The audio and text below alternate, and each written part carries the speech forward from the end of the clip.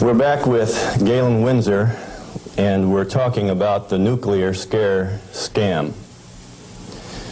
Galen, it seems to me that from what I've heard you say that the scaring of the people is better than a lock and key to keep this stuff out of the hands of those who might be interested in investigating and keeping this valuable material hidden for just an elite few. This is probably the way that it works best. And so then the secret was to keep from letting other people know that it could be handled, because, first of all, we weren't accepted by the community, and the materials that we were working with, they feared. But there were certain few people that realized its real worth, its potential to be used in ways other than to support our national defense. Let me ask you a question, Galen. Are you worried about do you have reason to be worried about your personal safety? Because the kind of people that you're describing here are powerful people. I wonder if you're still around. I wonder how much longer we can expect you to be in this game.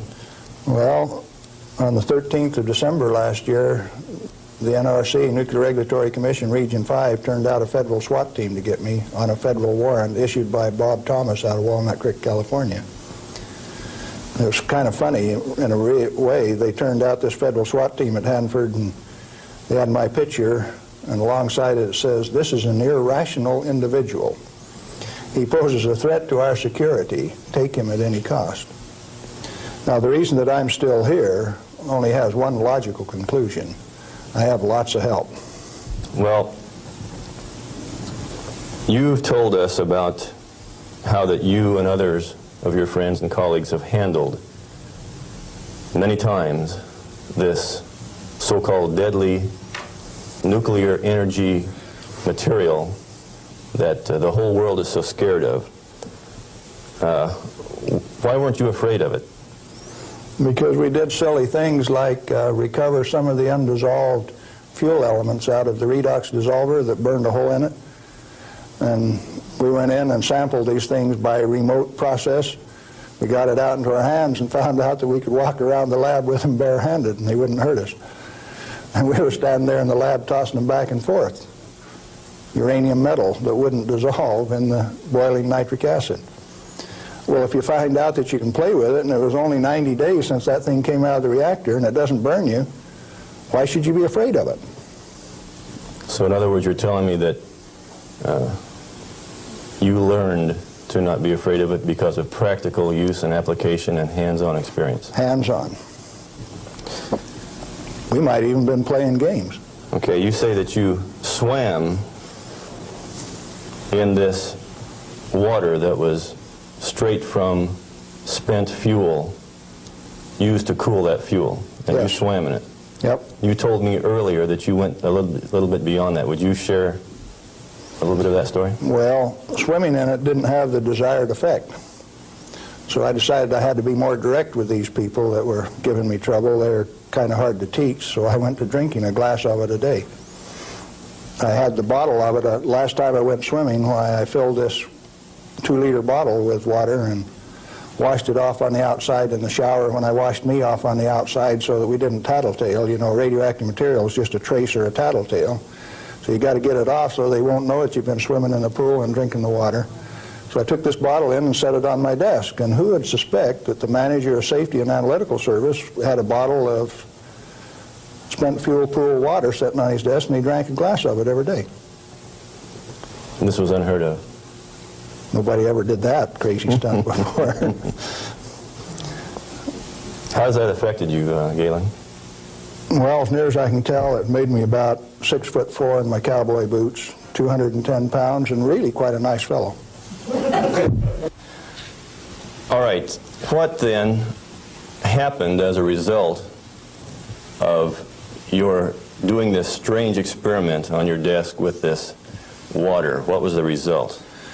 Can corporations have a heart attack? I think General Electric had one, because after they ran me through a whole body gamma scan in December of 1974, by the time I got out, because I had a plutonium lung burden and it took 45 minutes to an hour to count that, everybody on site knew that the manager of safety had been swimming and drinking in the swimming pool. the spent fuel storage pool. I had cesium-137 at a ferociously high level. It even exceeded the NRC's limit. And I'd been drinking it. They knew the fat was in the fire. Now, where do we go from here? Well, first of all, I got a poison pen letter from the people in San Jose. And he says, "Thou shalt not do those things. They'll find out that the inventory can be stolen." Well, that didn't sit very well with this cowboy, because nobody tells me what to do, particularly when what I do is right and hasn't harmed me. Who are they to tell me what I want to do? It just didn't sit very well. I was going to do something about that. What was your motive in this? Correct information. As an expert in the measuring system, why, it was very obvious that I knew the parameters of inventory control, the disintegration rate of each of these isotopes, how to measure them. That's how we regulated our inventory. And to have these rascals come along and start playing games with the information that I was very expert in, that I had designed the analytical system for this plant around, disturbed me a little bit. No, it made me fighting mad, and I got angry. And I have to admit, in retrospect, that for the next 5, 6 years, I was more than angry. I was hard to live with. Just ask my wife. Well, in your estimation, then, how dangerous is a nuclear reactor plant? A nuclear reactor plant is just a way to boil water that's the cleanest, neatest, most economical way to boil water that you've ever seen. And so, in my estimation, nuclear reactors ought to be insured under the same insurance policy as any other steam boiler plant, power generating plant. And to have special consideration under the Price-Anderson Act means that the insurance industry has already paid off the Congress so that they can have a ripoff, charging ever in higher and higher insurance premiums, total coverage much, much greater for a non-existent risk. What a racket. Can a nuclear plant explode? Only like any other steam plant. Like Laughlin, Nevada had a steam explosion. It's a coal-fired plant, but 6 men were killed there last year. That could happen at a nuclear plant, but as far as an atomic explosion, good heavens, no. No way. What kind of accidents can actually happen at a nuclear reactor generator plant? You could lose your moderator and the reactor would shut down, the control rods would stick in and you wouldn't be able to start it up. You might do several things that would invalidate some of the safety controls. For instance, an emergency core cooling system. The only reason they put ECCS on a reactor is to destroy it. When you start these big babies up, because they're so big, you only warm them up 50 degrees an hour. And they say, we got an emergency, throw the emergency core cooling system on like they did at 3 Mile Island 2, and you're going to thermally shock that big machine and ruin it so it can never be used again. Let's talk about 3 Mile Island. What really happened there? We've heard all kinds of stories about meltdown, and they made movies on it that this meltdown could melt right through the earth, clear through to China, and we've seen a lot of scare stories. What really happened at 3 Mile Island? Do you know what really happened there? Yes, I do. I followed that one very closely. In fact, I know the guys personally who wrote the script for China Syndrome and also wrote the script for the 3 Mile Island fiasco. Dale Breidenbaugh, Dick Hubbard, and Greg Miner, who used to work with me at General Electric, are the MBH associates that wrote that China Syndrome script. And not only that, remember that was the time China Syndrome came out, Jane Fonda starring. 14 months ahead of the TMI-2 accident, it was predicted in writing in New York State that that accident would happen 1 year from the date that that 3 Mile Island 2 reactor started up.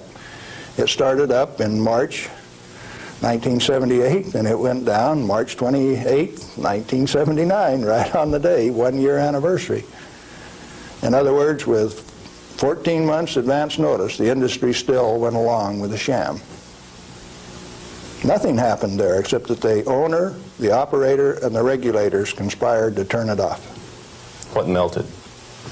The top of the fuel rods, the third time that the core got uncovered, due to internal pressure, blew the top off some of those rods. They've got Inconel springs in them to keep the pellets, fuel pellets, from vibrating when it's running.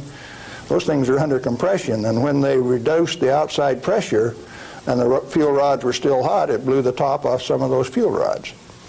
The fuel rods in TMI-2 are internally pressurized to about 1200 psi with helium gas, so that they don't reverse dent when they're hot and running for 5 years.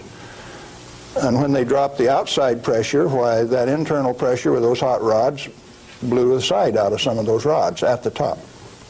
But melting, the fuel is already an oxide ceramic. It is a pellet. It's been pressed into a ceramic. When you pick it up and feel it, it feels like metal. It's pressed so very, very tight, hard. And so, no, the fuel didn't melt. The China syndrome is a scriptwriter's fantasy. Right here, I ought to tell a story, I guess. See, I spent 3 weeks on the island in March of 1981, the 2-year anniversary of this particular, quote, accident. And Tom Hall, who stood alongside Enrico Fermi when they pulled the control rods on 100B in October 1944 at Hanford, and I were delegated to go to the island and find out what happened, and so we did. We went over all of the records and everything else, and there, as we could tell from performance records, 51 thermocouples, for instance, only one of which went over 1,000 degrees Fahrenheit. The center line temperature of those rods when they're running is 4,032 degrees Fahrenheit. And so they say things like over 50% of the core was greater than 4,000 degrees. Yes, it was. If it wasn't running at 100% power. So they take that kind of information and bugger it all up so that you don't understand what's going on. They give you a little bit of it. Well, the worst joke that people could dream up, and they says, do you know what the NRC's worst nightmare is? No, I don't know what that is. Galen Winsor and Tom Hall in the TMI-2 control room for an hour by themselves. You know why people that know laugh? These crazy guys from Hanford would have started that baby up and showed that it would run. We'd have started it up, and they were afraid of us. So there was no accident at 3 Mile Island? No, they did it on purpose. Shut it out. Very interesting. Can nuclear radiation cause mutation in people and animals? If a cell gets too much radiation, it dies. And so if it is a sperm or an ovocyte, why, they die. They don't reproduce, and there are no mutations. I think the good Lord built that safety factor in. So you're saying that mutation in future generations is an unfounded fear? Yes, and the studies of the people at Hiroshima and Nagasaki have borne that out. Those people do not have that. Now, they showed the immediate effects of too much radiation. The women who were pregnant showed, the embryo showed the effects of very similar to rubella, measles. Some deformity, certainly, from that radiation insult. But that's not the kind of mutation that's going to go on to the next generation. Galen, what and where are these burial sites, and what's in them for this so-called nuclear waste? I've been hearing stories about stainless steel containers buried in concrete under the ocean, boiling for over 2,000 years. That sounds like a real story.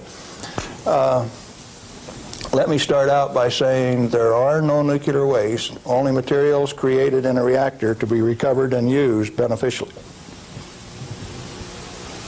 Now, high-level waste is radioactive and self-heating. And so fuel, reusable uranium fuel, fits that definition. But if you disregard its intrinsic worth, why then, yeah, it would fit the definition of high-level waste.